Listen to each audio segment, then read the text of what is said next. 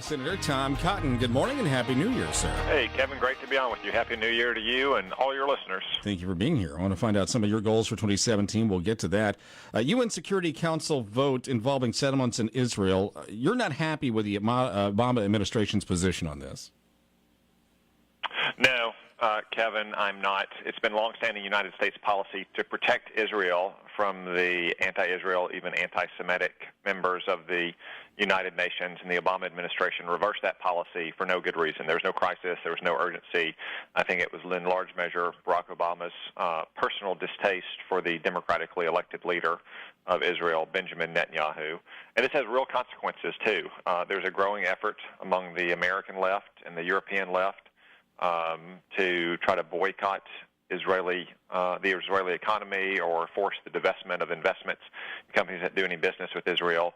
This carries with it the stamp of the UN Security Council. Some nations, some people will claim that this is international law and will use it to try to advance those boycotts or those divestment drives. I think this is extremely dangerous for Israel, and we need to try to do our very best to reverse it.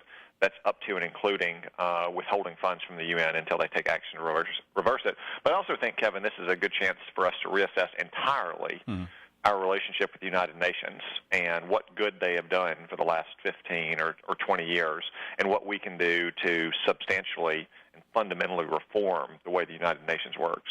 When you say reassess, expand on that if you would.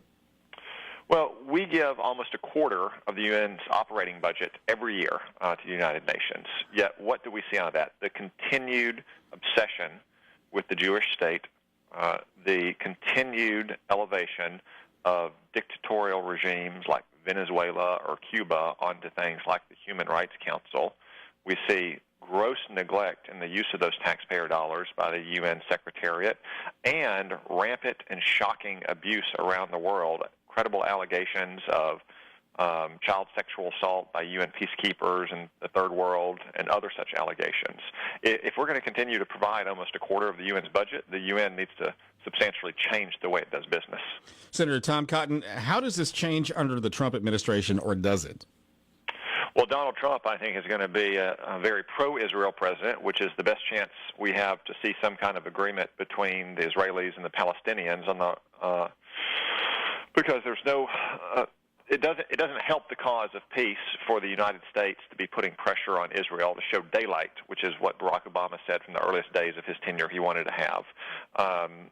I think for 8 years, this relationship has been very fraught because Barack Obama didn't understand the politics of the Middle East, and he had, for some unknown reason, personal distaste for Benjamin Netanyahu. I think you'll see a much closer relationship.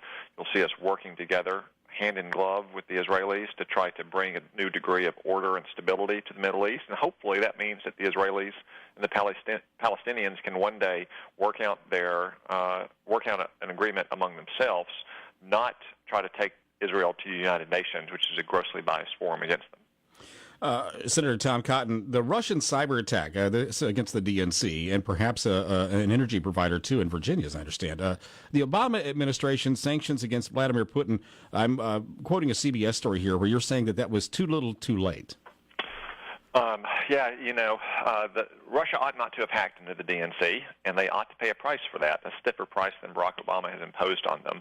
But if you make a list of the transgressions and provocations of Russia against United States interests over the last 8 years, Kevin, that would be way down the list.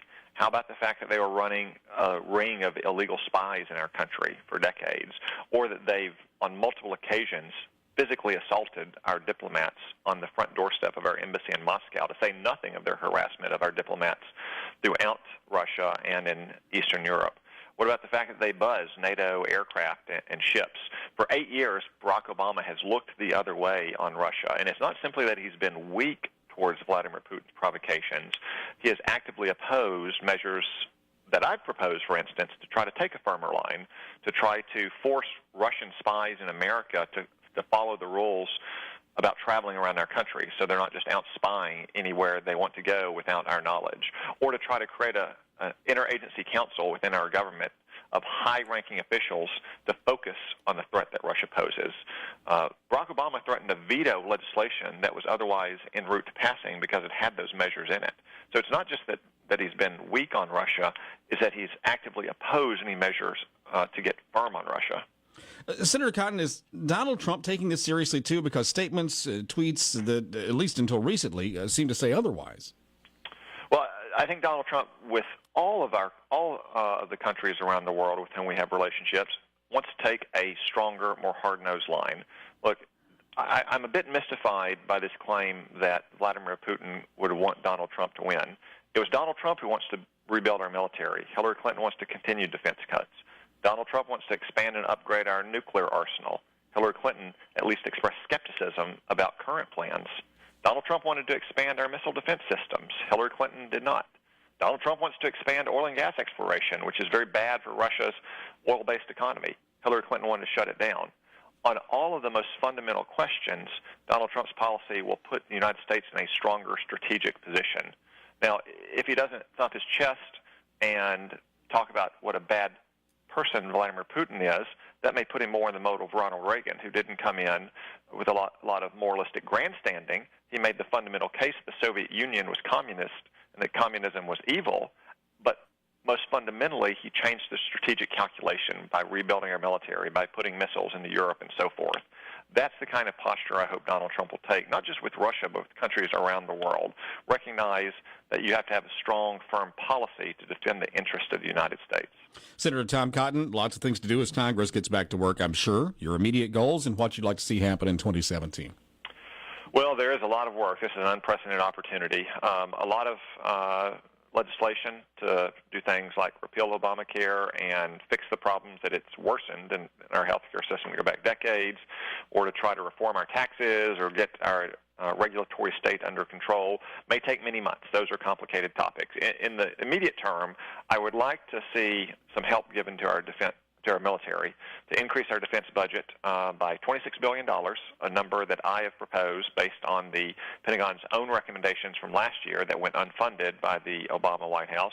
I'd also like to see us move very quickly to fulfill some of Donald Trump's promises on immigration, much of which he can do with his own executive authority that's been delegated by the Congress, to start building the wall and cracking down on criminals and drug dealers who are here illegally, to start reducing the number of refugees or other immigration programs that we have that simply aren't working for working Americans. And then in the long term, I'd like to fundamentally reform our immigration system so we get it under control, we focus on the well-being of American citizens who are here now, not well-being of foreigners who might want to come here.